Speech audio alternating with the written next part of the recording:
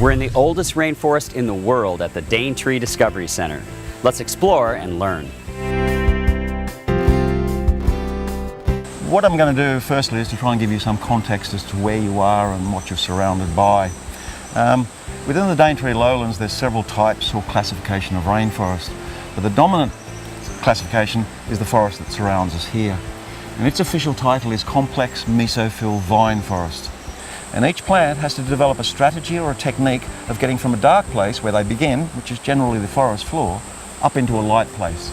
For example, just behind us here, we have what we call a scrambler. It's a climber, really. And you'll notice at the end of each of its leaves, it has a coil. And these coils attach to surrounding vegetation, providing sufficient structural support for that plant to continue its upward journey. So I've noticed so far that nothing is actually touching the ground. We're above ground on everything. Yes. We've designed this aerial walkway. It was originally done in 3D photography in order to map the route through the forest. Cool. To disturb as little vegetation as possible.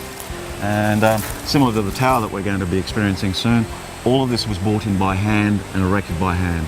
No cranes, no heavy duty equipment whatsoever.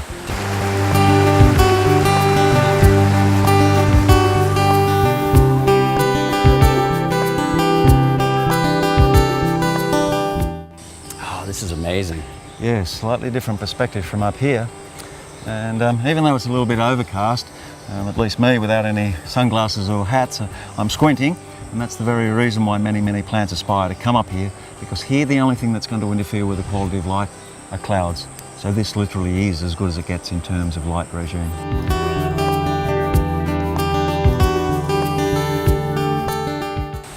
This tree looks like it belongs in a grim novel. Very dark, very mysterious. It certainly does. This really demonstrates how tenacious plants can be in this rainforest. And this is what we refer to as a strangler fig. Those hair-like structures become massive root structures that we can see here. And they become so large that they actually start strangling the host tree. If I was to go over there, I could step inside. It's hollow. And it's hollow all the way to directly above us here.